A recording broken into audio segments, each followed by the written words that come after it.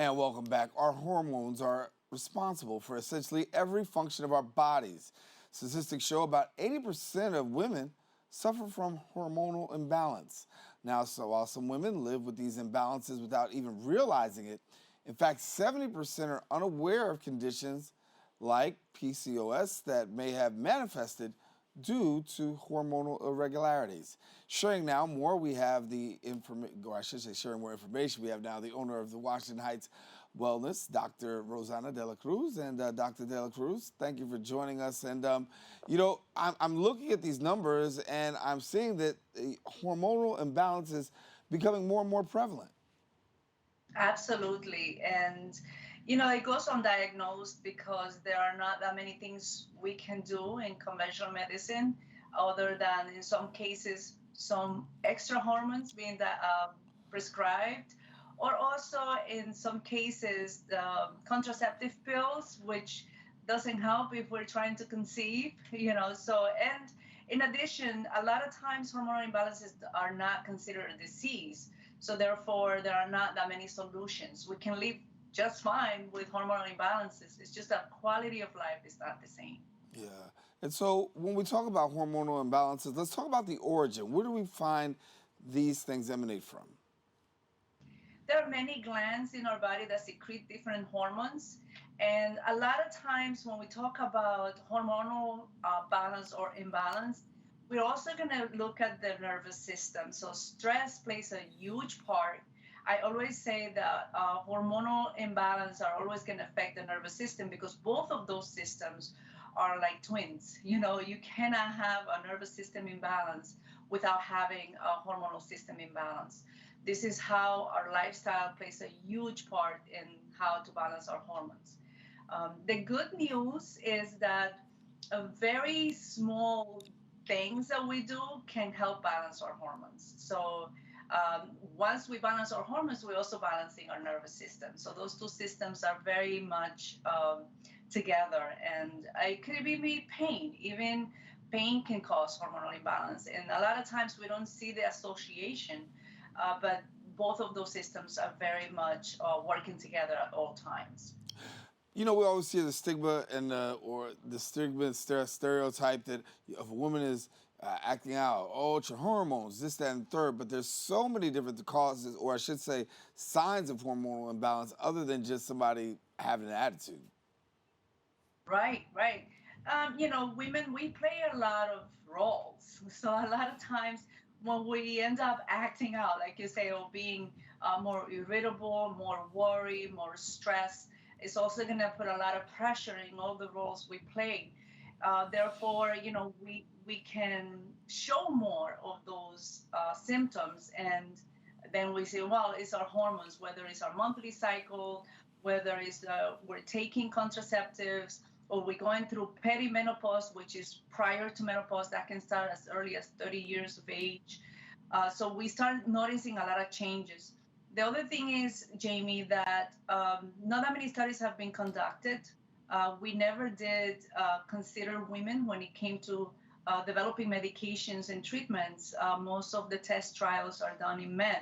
Recently, there have been some studies conducted where they can see how even medication for different conditions can affect women differently, and it will always tend to affect their hormonal balance. So when you have hormonal imbalance, let's talk about treatment because what are some of the ways that we can see treatment, women can seek treatment to deal with this matter? So we know in conventional medicine, the first step to treatment is to find a diagnosis. So they will do testings.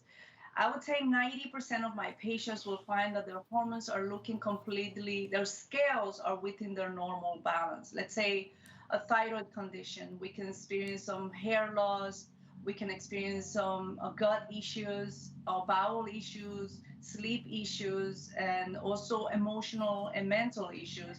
And we go and look at the blood test and it looks completely fine. However, being within the scale and knowing that they are normal balances doesn't mean that it's imbalanced.